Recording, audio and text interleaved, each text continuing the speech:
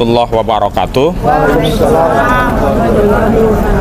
Alhamdulillah hari ini atas izin Allah kita semua bisa memenuhi undangan klarifikasi dari penyidik Polda Metro Jaya yang sebelumnya klien kami Pak Rizal Fadilah Sarjana Hukum ini berhalangan memenuhi dikarenakan pada undangan yang pertama beliau qadarullah kecelakaan begitu. Dan dalam undangan klarifikasi kedua ini alhamdulillah meski masih ada sisa-sisa nanti bisa disampaikan ya. Tapi demi agar masalah ini cepat tuntas, seluruh rakyat bisa tahu sebenarnya ijazah Presiden ke-7 Indonesia itu benar atau enggak gitu ya. Dan tuduhan-tuduhan pencemaran, penghinaan itu seperti apa. Nah, nanti hari ini akan memenuhi undangan klarifikasi yang disampaikan oleh penyidik Polda Metro Jaya.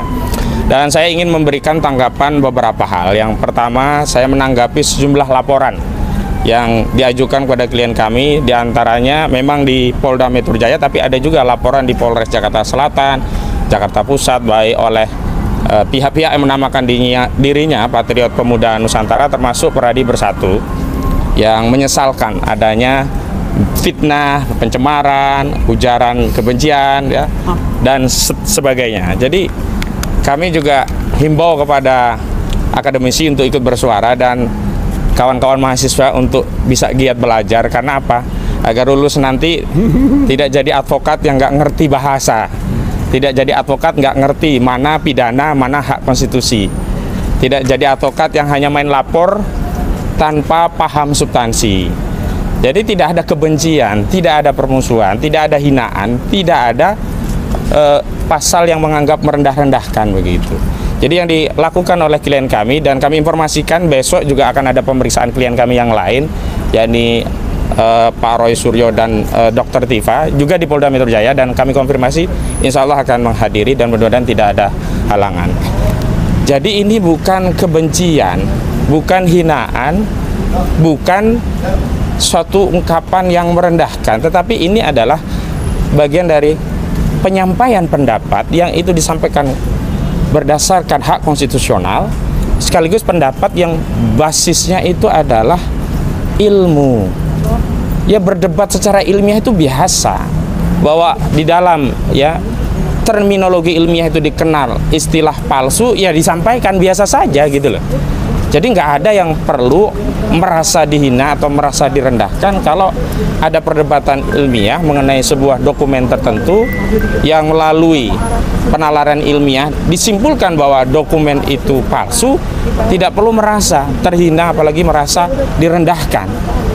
Dan segenap anak bangsa juga jangan menganggap ini sebagai suatu penghinaan.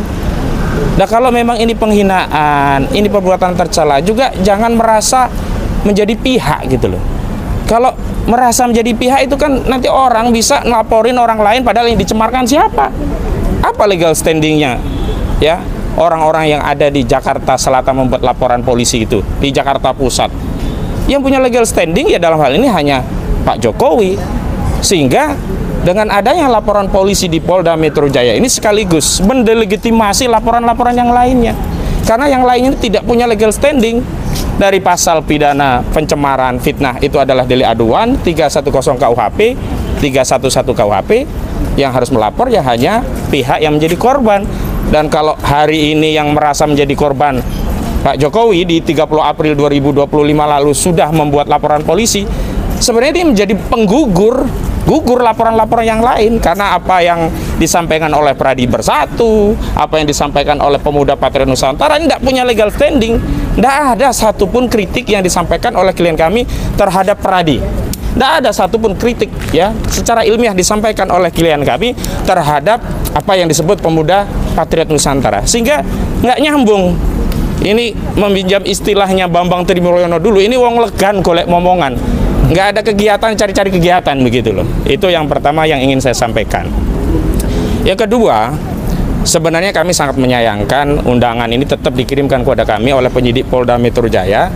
Padahal pada kesempatan yang pertama itu selain kami sampaikan bahwa klien kami mengalami kecelakaan, perlu istirahat, tetapi juga klien kami menanyakan melalui kami kuasa hukum sejumlah substansi terhadap undangan klarifikasi itu yang sampai hari ini tidak dibalas. Etikanya sebagai lembaga, institusi yang mewakili negara, apalagi ini kelasnya Polda Metro Jaya loh, bukan kelas Polsek begitu ya, tapi tidak menjawab apa yang menjadi tanggapan kami, jangankan secara resmi, lisan pun tidak.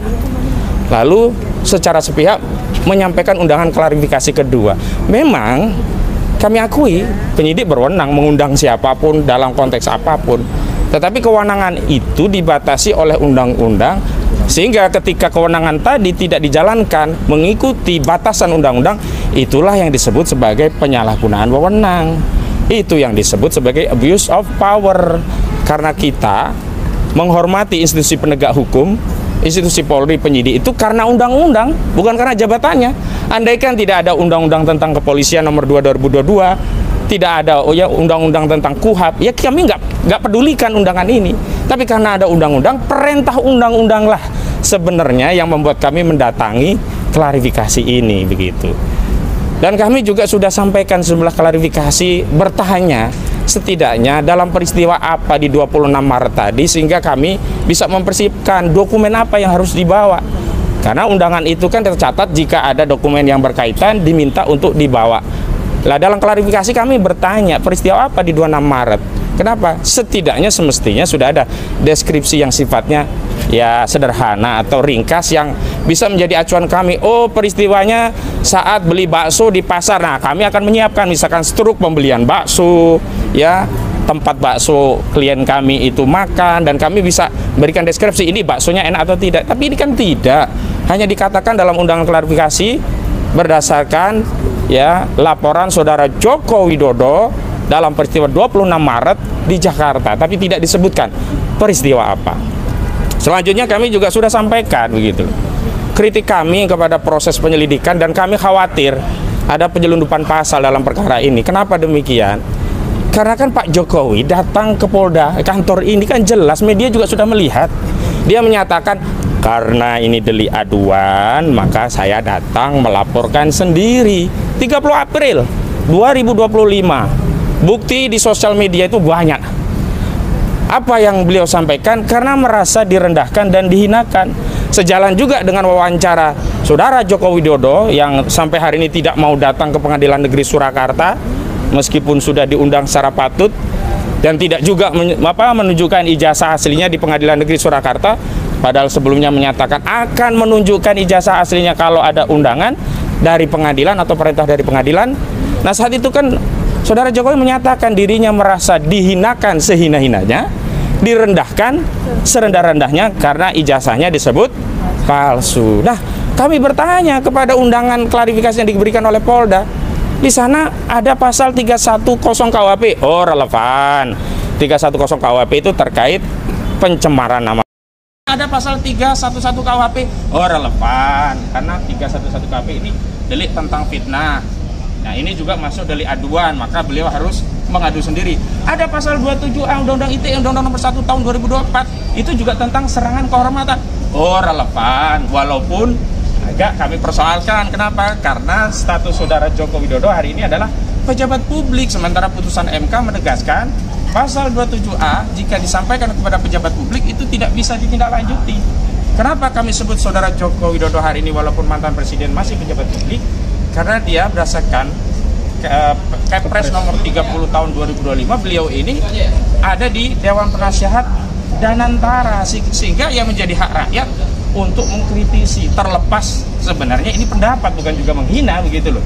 Nah, kami bertanya yang dalam klarifikasi yang lalu belum dijawab oleh Polda Metro Jaya. Pak Karyoto, Anda belum menjawab surat kami, Pak Karyoto. Petugas Anda di bawah juga tidak memberikan klarifikasi minimal secara lisan, Pak Karyoto, tentang apa? Tentang kenapa kok tiba-tiba muncul pasal 32 Undang-Undang ITE. Bahkan yang didahulukan bukan pasal 32, harusnya kan yang pertama kan 32 baru 35. Ini di undangan kok yang ditaruh pertama 35 Undang-Undang ITE. Ancaman pidananya Undang-Undang ITE nomor pasal 35 berapa? 12 tahun. Kemudian yang pasal 32 berapa? 8 tahun. Mohon maaf, apa tujuannya mau nakut-nakuti kami? Mohon maaf, kami ini sudah nggak ada urat takut lagi. Nggak ada takutnya kami untuk menyuarakan kebenaran. Allahu Akbar. Jadi harus dijelaskan kepada publik. Maksudnya apa? Apa penyelundupan pasal? Apa targetnya mau menahan klien kami? Kalau mau menahan, tahan saja, nggak usah pakai proses. Dulu juga banyak masyarakat langsung ditangkap polisi tanpa proses. Begitu sampai di kepolisian hanya disuruh minta maaf dan seterusnya. Janganlah polisi dijadikan alat kekuasaan. Institusi polisi itu institusi berdasarkan konstitusi untuk menjaga bangsa kita, menjaga konstitusi negara kita. Pejabat bisa ganti, datang dan pergi, tapi institusi polisi harus tetap ada untuk menjaga ketertiban masyarakat, menegakkan keadilan. Kalau dalam prosesnya keadilan itu tidak bisa kami peroleh, bagaimana mungkin di ujungnya nanti kami mendapatkan keadilan, Pak Karyoto? Selanjutnya, dalam surat yang lalu, kami juga sudah sounding, ya, bahkan ada tambahan, yakni apa? Di Perma nomor 1 tahun 1956 itu tegas dinyatakan apabila ada sengketa perdata yang berkaitan dengan proses pidana, maka proses perdata didahulukan untuk dibuktikan apakah ada hak keperdataan sebelum proses pidananya diproses. Artinya apa?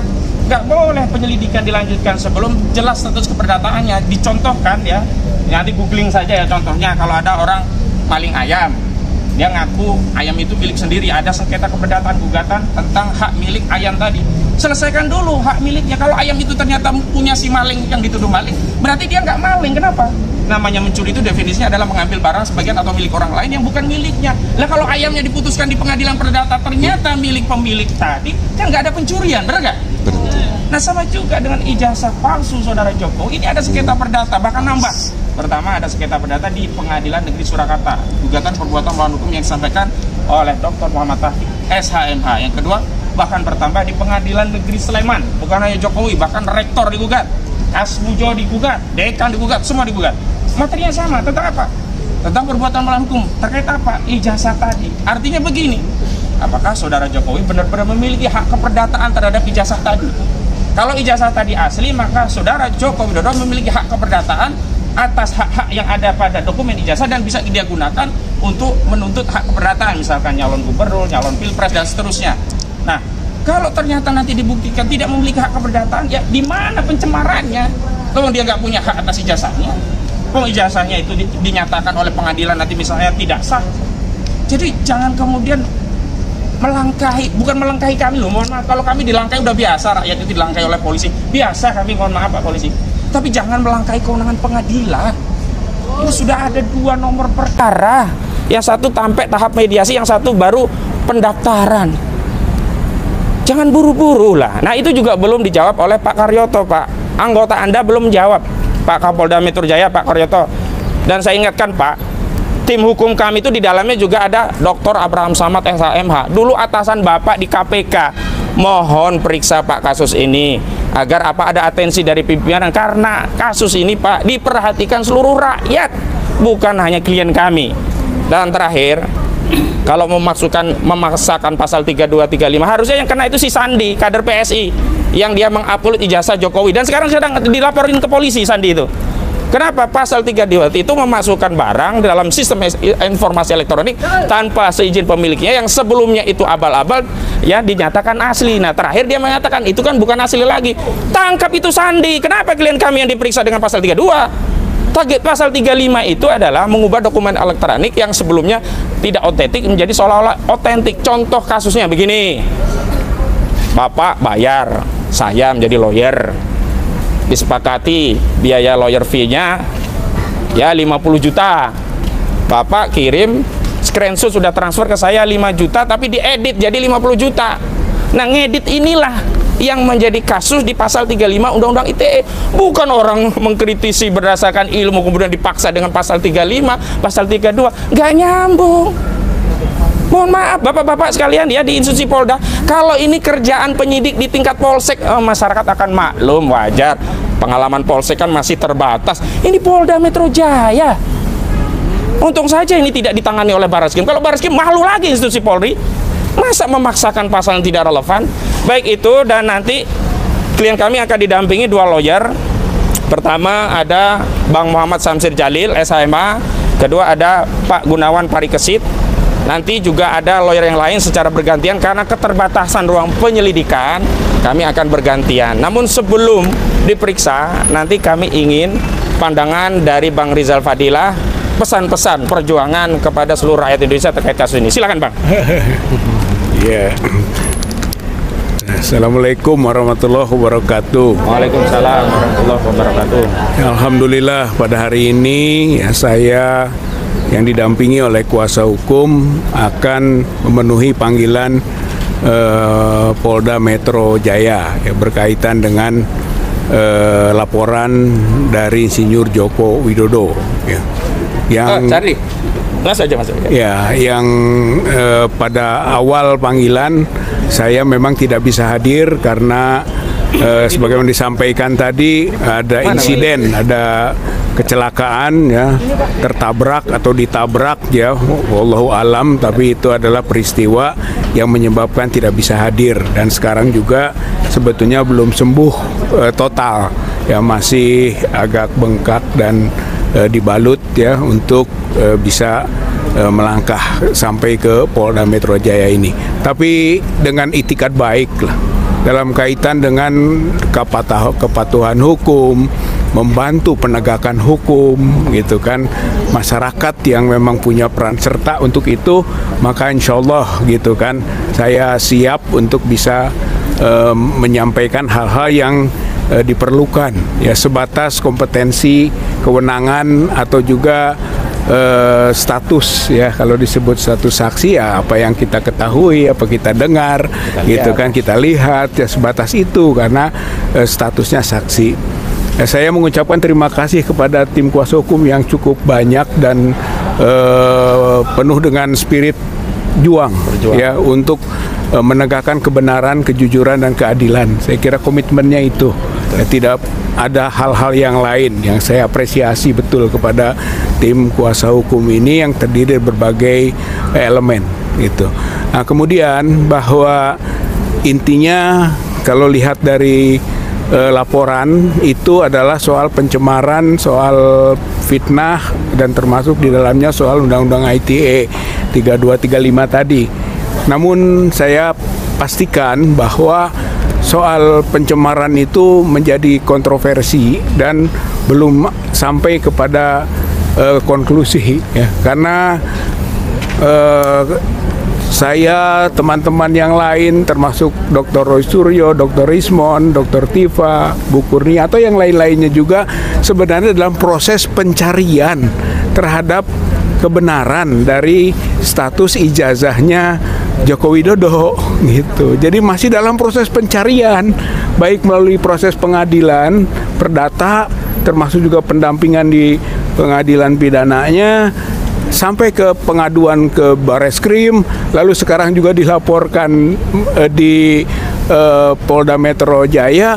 Ini semua dalam proses pencarian tentang kebenaran dari status ijazahnya Jokowi asli atau palsu. Gitu. Jadi belum ada kesimpulan yang bisa dijadikan akhirnya pencemaran itu, nama baik, fitnah, belum bisa itu. Tapi itulah nanti kita akan sampaikan hal-hal yang memang menjadi pengetahuan apa yang kita dengar, kita lihat sebagai seorang yang disebut sana sebagai saksi.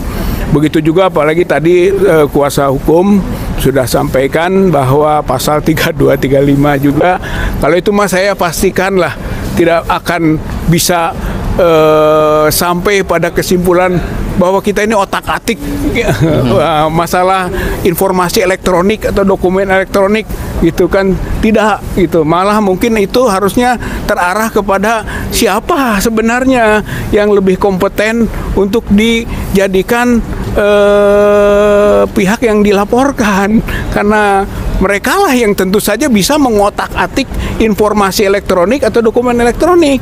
Sedangkan saya mungkin juga dengan yang lain-lain tidak ada hal yang bisa menunjukkan atau punya keyakinan dan berdasarkan pengalaman itu tidak terjadi gitu ya.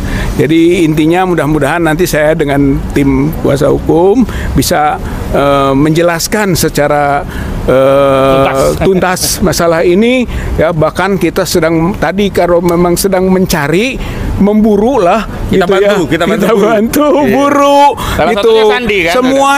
semuanya kita sama-sama berupaya untuk sampai menemukan kebenaran materialnya, kebenaran apakah ijazah Joko Widodo itu asli atau palsu.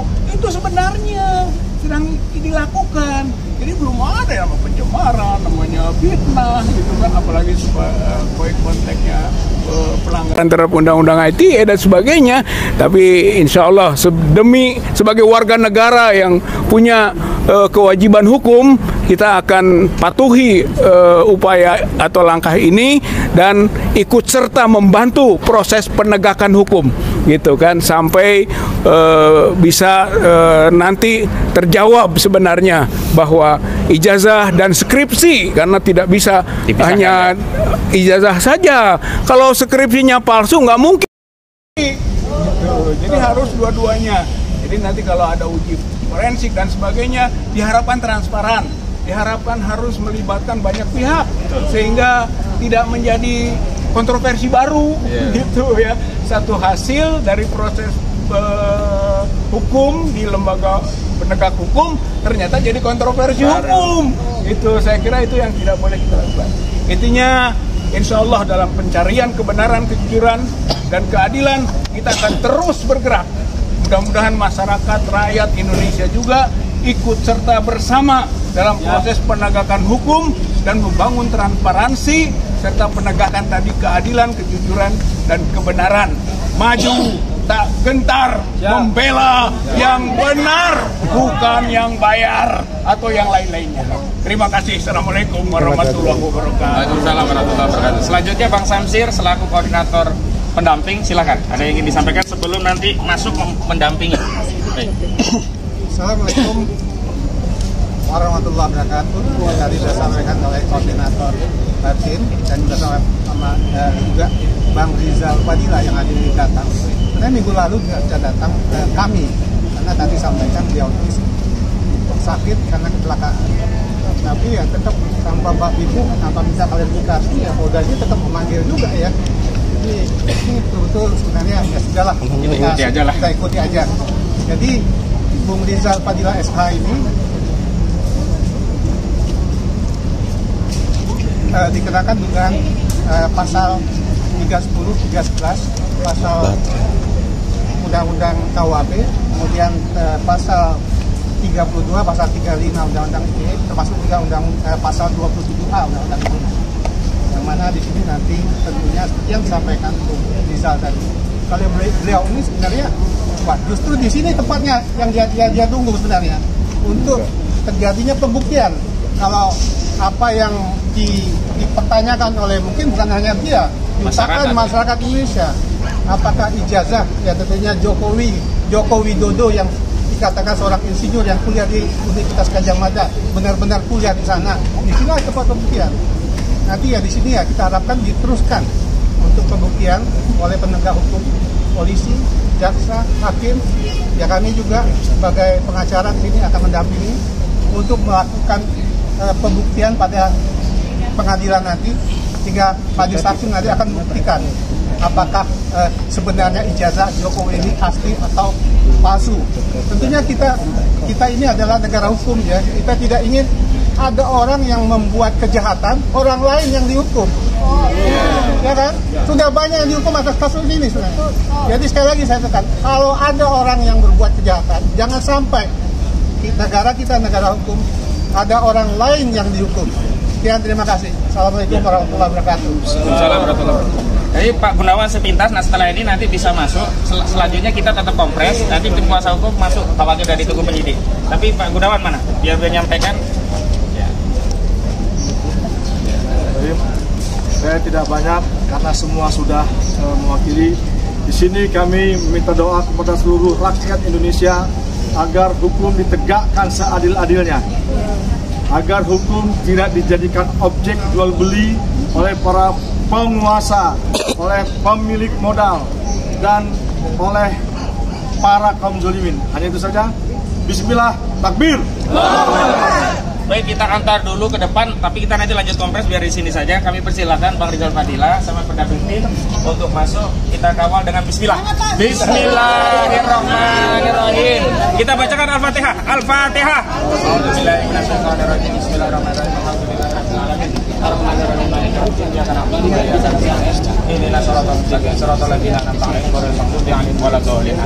Lanjut aja, khawatir udah cukup yang tadi lah. Ya, selanjutnya ada Pak Sedido bisa menyampaikan dukungan, Pak. Iya, dukungan bahwa ini harus transparansi, ini dikawal tokoh-tokoh begitu. Bunda Mary nanti ya. Mohon maaf, ada nggak satu cowok lagi samping saya? Biar nggak langsung. Cowok. Nah, biar nggak langsung. Oh ya, Pak. Belakang dulu ya, Bu ya. Silakan, Pak. Bang Rustam mana nih? Mana Bang Rustam? Ya, sini lawyer. Assalamualaikum warahmatullahi wabarakatuh. Waalaikumsalam warahmatullahi wabarakatuh. Ya. Kami sebenarnya para pengejar kebenaran berharap agar keluarga Joko Widodo menghentikan segera kegaduhan negeri ini yang selama lebih 10 tahun telah dilakukan dan tidak bosan-bosan melakukan. Itu sebenarnya harapan kita sehingga kita bisa damai. Dan saya berharap Presiden Joko Widodo dan keluarganya berhentilah menarget warga negara Indonesia untuk dipenjarakan. Dan berhentilah bersembunyi di ketidakbenaran. Itu sebenarnya harapan kita. Sehingga kedatangan saya di sini hanya ingin menyampaikan agar penegak hukum betul-betul jangan menjadi alat untuk keluarga Joko Widodo memecah belah bangsa. Itu yang kami harapkan. Karena faktanya selalu demikian. Bermain isu-isu yang menyebabkan orang saling berantem, akhirnya saling melaporkan, akhirnya saling memenjarakan. Itu karakter yang sangat tidak baik bagi seorang pemimpin. Dan saya harap ini berhenti dilakukan karena rakyat juga ada batas kesabarannya terhadap kelakuan seseorang keluarga mengacak-acak bangsa ini seenaknya. Dan rakyat juga ada batas sabarnya untuk aparat negara tidak lagi digunakan oleh kepentingan keluarga ini untuk mengacak-acak bangsa. Kami semua sudah capek diacak-acak, dipecah belah, dibikinkan isu, dibikinkan buzzer untuk saling menghujat dan saling memenjarakan. Saya berharap mantan Presiden Joko Widodo merenunglah nikmat apalagi Allah yang Anda diberikan kepada Anda sekeluarga. Berhentilah jahat kepada bangsamu dan rakyat. Itu saja yang saya harapkan. Dan kalau memang ada kesalahan, akuilah kesalahan itu. Dan insya Allah rakyat Indonesia paham kok dan janganlah bermain playing victim terus untuk mengadu domba rakyat Indonesia. Dan semua Bapak lakukan adu domba dan ini orang menyatakan ini adalah cara-cara ormas yang pernah menjajah Indonesia. Itu jangan sampai itu yang terjadi. Sekali lagi pada aparat berhenti jadi alat pemecah belah bangsa, tegakkan keadilan kebenaran dan jangan jangan berharap bahwa para pejuang kebenaran akan diam walaupun menghadapi tantangan seberat apapun, karena tidak ada cara menyelamatkan bangsa ini kecuali menyingkirkan para pengkhianat-pengkhianat. Tidak ada jalan lain. Kalau enggak, insya Allah akan terus berjuang. Itu saja. Terima kasih. Sekali lagi, mudah-mudahan momentum ini digunakan aparat untuk menegakkan kebenaran, bukan menjadi pelindung pemecah belah bangsa. Terima kasih. Assalamualaikum warahmatullahi wabarakatuh. Waalaikumsalam warahmatullahi wabarakatuh.